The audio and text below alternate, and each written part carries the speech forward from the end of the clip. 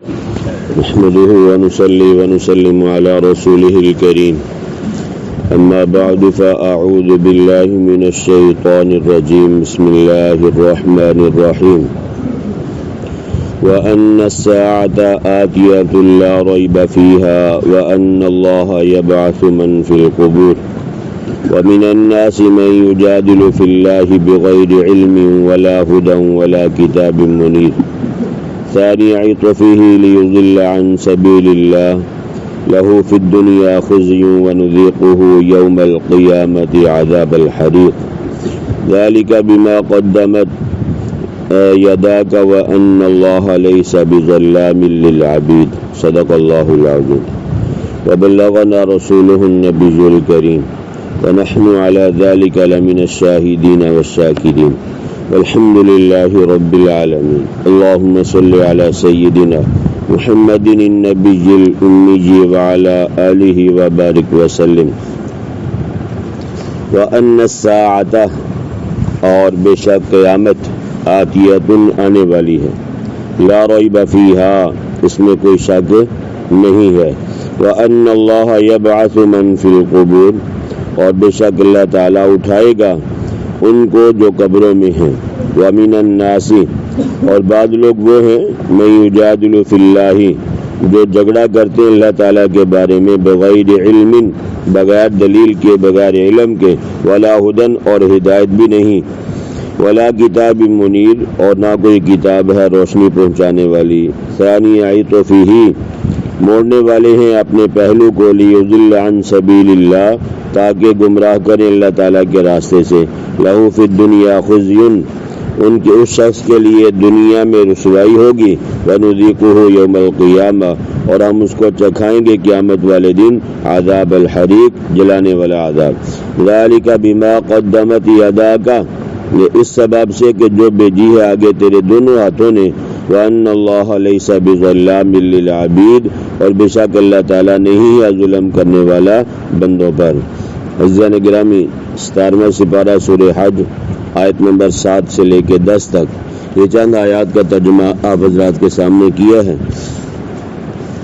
بات چل رہی تھی قیامت کے بارے میں سورت کی ابتدا بھی اسی بات سے ہوئی کہ ان زلزلۃ الساعۃ شیء عظیم کہ بے شک قیامت کا زلزلہ بڑی چیز ہے آج کی آیات میں بھی قیامت کے متعلق بیان ہے اللہ تعالیٰ فرماتے ہیں وَأَنَّ السَّاعَةَ آتِيَةٌ اور بے شک قیامت آنے والی ہے لا ریب فیہا اس کے بارے میں کوئی شک نہیں ہے یہ نہ سمجھیں آپ کہ قیامت دور ہے وہ تو عالم کبریٰ کی قیامت والا معاملہ دور ہے میری اور آپ کی جو قیامت ہے یہ سر پہ کھڑی ہے میری اور آپ کی قیامت کیا ہے بھائی سر پہ کھڑی ہے وہ کس انداز سے آنکھیں بند ہونے کی دیر ہے قبر قیامت ہے برزخ کیا ہے بھائی قیامت ہے اسی طرح میدان محشر قیامت ہے مرنے کے بعد آگے لمبا سلسلہ ہے کوئی شخص یہ بھی نہ سمجھے کہ میں ابھی جوان ہوں تندرست ہوں پھر میں بوڑھا ہوں گا پھر بیمار ہوں گا پھر مروں گا اس غلط فہمی کا شکار نہ ہونا موت ہر وقت سر پہ کھڑی ہے اور جیسے ہی موت اپنے پنجے گاڑ دے گی اس کے لیے قیامت کیا ہوگی بھائی برپا ہوگی سارے نظام کا ختم ہونا اگرچہ کچھ دیر ہے لیکن یہ کہ قیامت صغریٰ چھوٹی قیامت جو مرنے کے ساتھ ہی شروع ہو جائے گی میں نے عرض کیا وہ کیا بھائی بالکل سر پہ ہے تو فرمایا قیامت کے بارے میں کوئی شک نہیں ہے وَأَنَّ اللَّهَ يَبْعَثُ مَن فِي الْقُبُورِ جب قیامت برپا ہوگی دوسری مرتبہ سور میں پھونکا جائے گا بے شک اللہ تعالیٰ اٹھائے گا ان لوگوں کو جو قبروں میں ہیں اس کا مطلب یہ نہیں ہے کہ جو قبروں میں دفن نہیں کیے جاتے جلا دیے جاتے ہیں یا جن کو درندے یا پرندے کھا جاتے ہیں اللہ تعالیٰ ان کو نہیں اٹھائے گا بلکہ سب کے سب دوبارہ زندہ کر کے اٹھائے جائیں گے اصل میں جس وقت قرآن کریم کا نزول تھا نبی کریم صلی اللہ علیہ وسلم دنیا میں حیات تھے اس وقت مشرک تھے یہودی تھے عیسائی تھے صابی کوئی بھی فرقہ تھا وہ سارے کے سارے اپنے مردوں کو دفن کیا کرتے تھے کیا کرتے تھے بھائی دفن کیا کرتے تھے تو چونکہ اولین مخاطبین قرآن کریم کے وہ لوگ تھے تو اس لیے ان کا اعتبار کرتے ہوئے یہ فرمایا گیا کہ وَأَنَّ اللَّهَ يَبْعَثُ مَن فِي الْقُبُورِ کہ بے شک اللہ تعالیٰ اٹھائے گا ان لوگوں کو جو قبروں میں ہیں. ٹھیک ہے جی. قبر کا تذکرہ اس لیے کیا ورنہ جن لوگوں کو پرندے کھا گئے، جو دفن ہی نہیں کیے گئے، جو مچھلی کے پیٹ میں چلے گئے، جن کو درندے چیر پھاڑ کے بھاگ گئے، کھا کے چلے گئے، اللہ تبارک و تعالیٰ کسی ایک کو بھی نہیں چھوڑے گا بلکہ سب کو دوبارہ زندہ کر کے یعنی میدان محشر میں جمع کیا جائے گا. اور جس کے ذرات زمین میں ہیں، جس کے ذرات ہواؤں میں بکھر گئے، جن کے ذرات پانیوں میں بہہ گئے، تو جہاں جہاں وہ ذرات موجود ہیں آج بھی اگر راحت کا ان کے لیے فیصلہ تو ان کو راحت وہاں پہنچ رہی، اور اگر عذاب کا فیصلہ تو ان کو عذاب بھی وہی پہنچ رہا ہے. ٹھیک ہے بھائی. تو یہ نہیں ہے کہ جو قبر میں دفن نہیں کیے جاتے تو ان کو عذاب قبر نہیں ہوگا، یہ بات بھی بالکل کیا بھائی غلط ہے. بخاری اور مسلم شریف کی روایت ہے، یہ واقعہ پہلے بھی ایک دو مرتبہ شاید آپ کے سامنے ذکر کیا کہ پہلی امتوں میں ایک شخص بڑا گناہ گار تھا. اس کے متعلق حدیث مبارکہ میں نباش کے لفظ بھی آتے ہیں. بخاری شریف میں ہے کہ مردوں کے جو کفن تک کھینچ لیتا تھا یعنی اتار لیتا تھا، اس قدر یعنی گناہ گار تھا. تو پھر اس کو اللہ تعالیٰ نے بڑا مال دیا، بڑی اولاد دی، اور اس دور کا جو کلمہ پڑھنے والا ہو گیا، یعنی جو بھی اس وقت کلمہ چلتا تھا، جس نبی کا دور تھا اس نے کلمہ پڑھ لیا تو کلمہ پڑھ کے نیکی میں زندگی گزارنی شروع کر دی.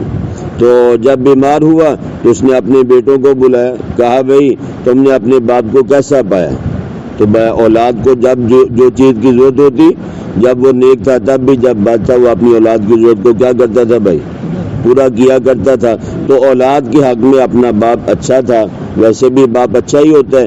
تو انہوں نے کہا جی خیرن آبین، ہم نے اپنے باپ کو اپنے حق میں بہت بہتر پایا ہے. تو اس نے کہا کہ تم قسم دو کہ میری بات کو تم پورا کرو گے، میری وصیت کو کیا کرو گے بھائی؟ پورا کرو گے. تو انہوں نے کہا اگر آپ قسم نہ بھی دیں، نہ بھی لیں ہم سے، ہم پھر بھی آپ کی وصیت کو پورا کریں گے. تو باپ نے ضد کی نہیں تم مجھے قسم دو، تو انہوں نے قسم کھا دی. تو انہوں نے کہا جی جب میں مر جاؤں تو مجھے جلا دینا. کیا کرنا بھائی؟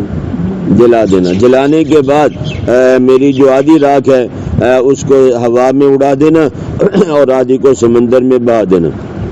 اس نے کہا جی ٹھیک ہے. جب وہ ان کا باپ فوت ہوا تو انہوں نے اپنے باپ کی وصیت پہ عمل کیا. تو جب یعنی جل گیا باپ تو اس کی راکھ کو اٹھایا، ہڈیوں کو پیس دیا، آدھی سمندر میں بہا دی، آدھی ہوا میں اڑا دی. تو لوگ ان کے پیچھے پڑ گئے کہ تم نے اپنے والد کو جلا دیا. رواج نہیں تھا تو ظاہر سی بات ہے لوگوں نے تو باتیں کرنی ہے. آج بھی جس چیز کا رواج نہیں ہے آپ رواج کے خلاف کام کریں، سارے لوگ آپ کے پیچھے ہو جائیں گے، ہر کوئی باتیں کرنی شروع کر دے گا. تو یہ لوگ بیچارے منہ چھپاتے پھرتے تھے. بخاری شریف کی روایت ہے اللہ تعالیٰ نے ہوا کو حکم دیا کہ ایک ذرے کو بھی ضائع نہیں کرنا. میں نے اور آپ نے اپنی سوچ کے مطابق سمندر میں راکھ بہا دی یا ہوا میں اڑا دی ہے. ہوا بھی سمندر بھی سارے کے سارے اللہ تعالیٰ کے حکم کے کیا بھائی تابع ہیں. ٹھیک ہے جی.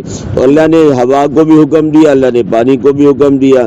تو جب سب کو اکٹھا کر دیا گیا، دوبارہ انسان بنا دیا جیسے زندگی میں تھا، تو اللہ تبارک و تعالیٰ نے اسے اپنے دربار میں حاضر کیا، اپنے پاس بلایا. کہا میرے بندے بتاؤ یہ تو نے کاروائی کیوں کی ہے؟ اللہ تعالیٰ کو تو معلوم ہے، پھر بھی پوچھا ہے. کیوں پوچھا بھائی؟ اس میں بھی کچھ حکمتیں ہیں جو اللہ کی ذات ہی جانتی، اللہ کے علاوہ کوئی نہیں جانتا. تو اللہ تبارک و تعالیٰ نے پوچھا تم نے یہ کام کیوں کیا؟ کہا پروردگار آپ جانتے ہیں کہ میں نے زندگی میں کوئی انسانوں والا کام نہیں کیا، اور یہ کام میں نے آپ کے ڈر کی وجہ سے کیا تھا. کس لیے کیا تھا بھائی؟ آپ کے ڈر کی وجہ سے. کلمہ تو پڑھ لیا تھا، مسلمان بھی ہو گیا تھا، اس سے پہلے برے کام کیا کرتا تھا. تو پکڑا تو آپ کے ڈر کی وجہ سے یہ میں نے کیا، اور مجھے ڈر تھا کہ میں پکڑا گیا تو میرا حشر بہت برا ہوگا، اس لیے میں نے یہ کام کیا. تو اللہ تبارک و تعالیٰ نے فرمایا جا میں نے تجھے بخش دیا.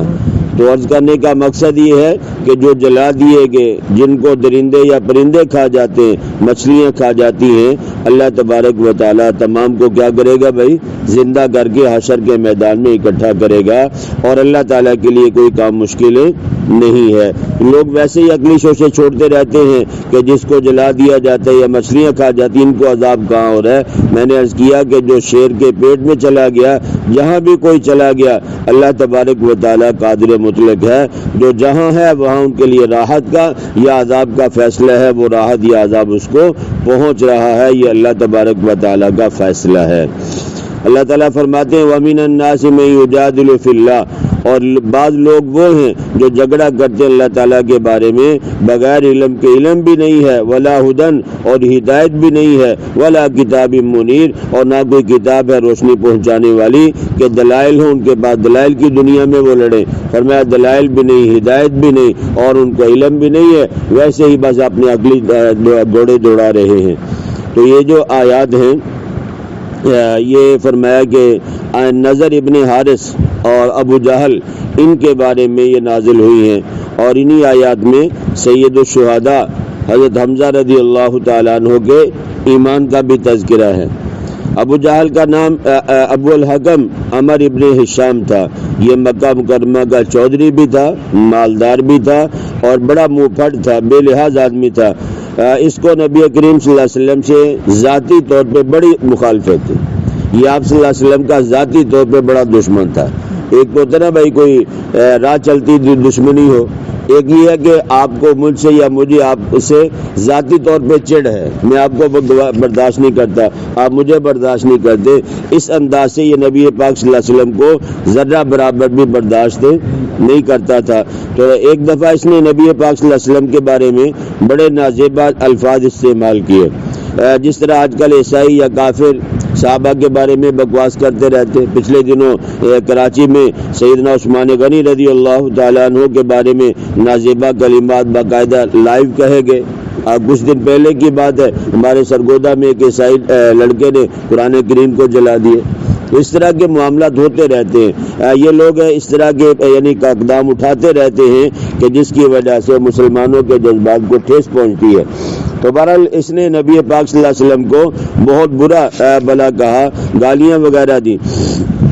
تو اس موقع پہ اور تو کچھ نہ بنا، ایک لونڈی تھی، باندی تھی، اس نے حضرت حمزہ رضی اللہ عنہ شکار پہ گئے ہوئے تھے، جب واپس آئے تو اس باندی نے یعنی کہا ان سے، حضرت حمزہ رضی اللہ عنہ سے کہا کہ آپ کے بھتیجے کو آج ابو جہل نے بہت نازیبا کلمات کہے، ایسے کلمات کہے ہیں کہ جو میں آپ کو بتا بھی نہیں سکتی۔ عورت ذات ہوں یعنی، لیکن مجھے بھی وہ باتیں اچھی نہیں لگی، لیکن یہ کہ میرا نام کسی کو نہ بتائیے گا۔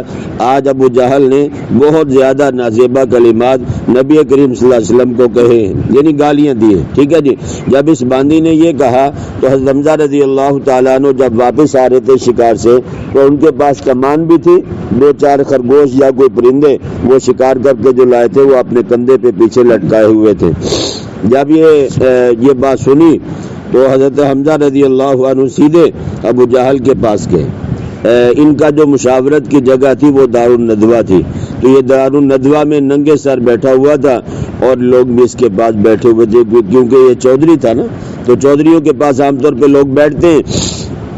حضرت حمزہ رضی اللہ عنہ نے جا کر 3-4 کمانیں اس کے سر میں ماری ابو جہل کے۔ اس وقت تک ابھی مسلمان نہیں ہوئے تھے۔ حضرت حمزہ رضی اللہ عنہ نے اس وقت تک کلمہ نہیں پڑھا تھا، تو یہ جب اس کے یعنی سر میں کمانیں ماری تو کسی نے کہا، لوگوں نے، حمزہ تجھے کیا ہو گیا، پاگل ہو گیا ہے، جن کو مار رہا ہے یہ چودھری ہے، سردار ہے۔